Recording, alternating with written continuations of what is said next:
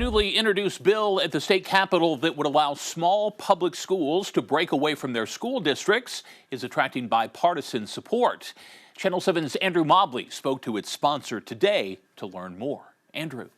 Senate Bill 619 was filed by Stone County Senator Missy Irvin, who is trying to save two rural schools at risk of being closed by the Mountain View School District. To explain how we got here, a quick history lesson. In 2003, the Arkansas legislature passed the Public Education Reorganization Act, which forced all school districts with fewer than 350 students to be consolidated into larger school districts or face potential closure of their schools. Two rural schools in Stone County, Timbo and Rural Special, were both consolidated into the Mountain View School District. This worked for 20 years, but recently the district has revealed it is considering closing at least one of the small schools due to district-wide financial strain. Mountain View School District has the second lowest millage in the state at 28.91. Both schools in the small towns they serve are terrified the closures will destroy their communities. Everybody here knows everybody and we support everybody. If the school closes, then it's going to shut down our whole town. We're family, and it's kind of like we don't really want to be spread apart. Us kids now, we want our kids in the future to be able to go to this school. It looks like their voices have been heard. Senate Bill 619 sponsor Missy Irvin, who represents the communities in question, is passionate about keeping their rural schools alive, as well as others across the state. When you close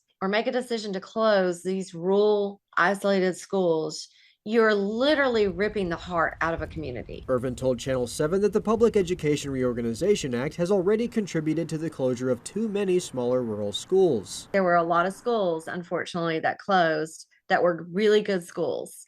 And I think students suffered because of it. And I know communities suffered because of it. You have economic devastation in the state of Arkansas in so many rural areas because those schools closed. Irvin's bill would allow smaller public schools to split off and form their own isolated school districts, complete with their own administration, state funding, and the ability to set their own millage through local elections. In the case of Timbo and Rural Special, this may be their best chance for survival. It provides the opportunity for these communities and the schools just to self-govern and to be on their own and to pour into their community. And I can tell you, actually, they were financially very well when they were forced into this annexation and consolidation.